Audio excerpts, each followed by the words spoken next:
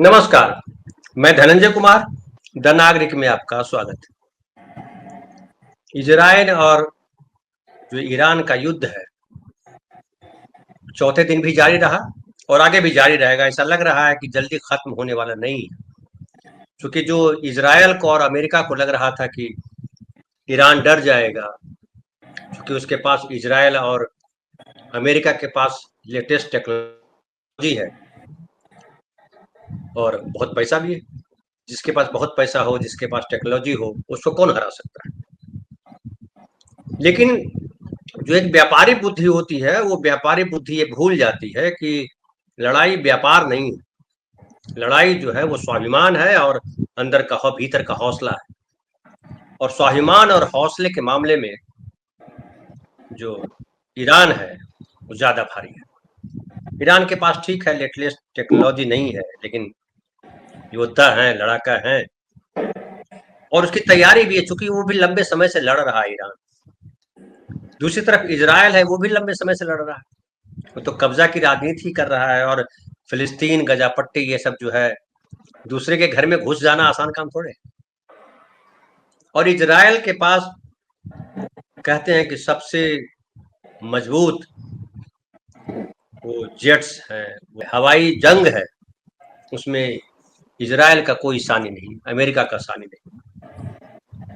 लेकिन हमारे यहाँ गांव में कहावत है, शेर को सवा शेर मिल ही जाता है। और वैसा लग रहा है कि ईरान जो है वही सवा शेर के तौर पे सामने खड़ा हो गया है। और अब माना जा रहा है कि ईरान अकेला नहीं है, उसके पीछे और भी लोग हैं।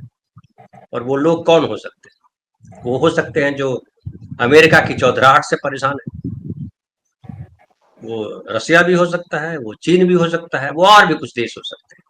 क्योंकि ये जो ईरान है ऐसी जगह है, उसकी जो भौगोलिक स्थिति है वो ऐसी है कि अगर अमेरिका उस पर कब्जा कर लेता है या अमेरिका अपनी पसंद की सरकार बनाने में कामयाब हो जाता है, तो फिर दुनिया में कोई उससे मुकाबला नहीं कर पाएगा।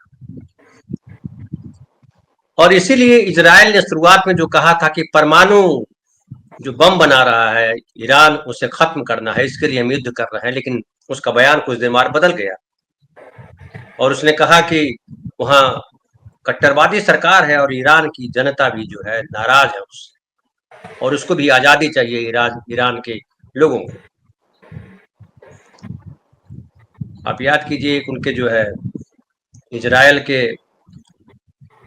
मंत्री हैं, उन्होंने कहा था कि तेहरान को जला देंगे, उसका रक्षा मंत्री का बयान था। अब वो बयान बदल दिया है और उन्होंने कहा तेहरान के नागरिकों से, मतलब ईरान के नागरिकों से हमारी कोई दुश्मनी नहीं है और जो उसका सुप्रीम लीडर है उससे हमारी दोस्ती है।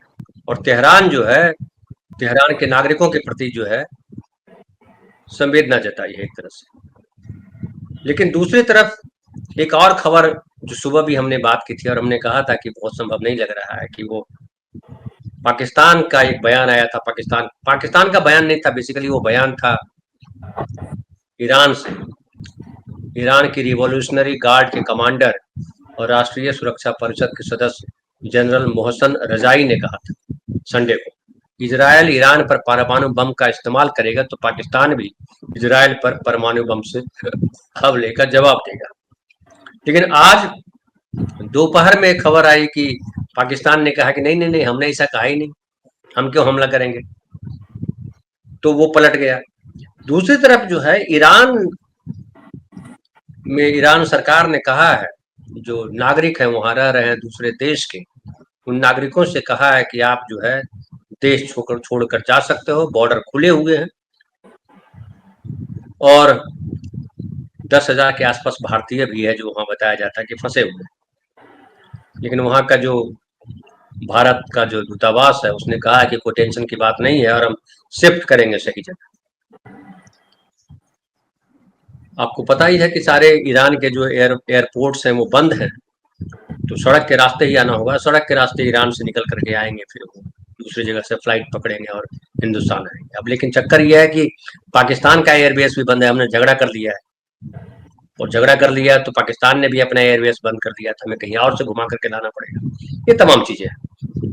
और जो युद्ध चल रहा है दोनों देशों के बीच, इजराइल और ईरान के बीच, उसमें दोनों तरफ लोग मारे जा रहे हैं। हालांकि ईरान में फिलहाल ज्यादा लोग मारे जा रहे हैं, लेकिन ईरान जो है कमजोर पड़ता दिखाई नहीं पड़ रहा है। और जो ईरान के राष्ट्रपति हैं मसूद पज़ेश्कियान, उन्होंने जो है जो टेलीविजन है, स्टेट टेलीविजन, उसके माध्यम से देश के लोगों को संबोधित किया और कहा कि हर शहीद के बाद सैकड़ों लोग आएंगे जो देश का झंडा बुलंद रखेंगे। ऐसे मामलों में राष्ट्रवाद सबसे ऊपर चला जाता है और जाना भी चाहिए, राष्ट्र को बचाना जरूरी है। और अगर कोई दुश्मन देश अगर हमला करता है तो सबको इकट्ठे होके आना ही पड़ता है। अब याद कीजिए ऑपरेशन सिंदूर की जब बात हुई थी तो पूरा विपक्ष, पूरा देश जो है मोदी जी के पीछे खड़ा हो गया था। तमाम जिसको कहते हैं कि विपरीत विचार के बावजूद, ये अलग अलग राय रखने के बावजूद, लेकिन मोदी जी ने ही अपने पैर पीछे खींच लिए, सीज फायर कर दिया, तो जाहिर है सवाल उठेंगे।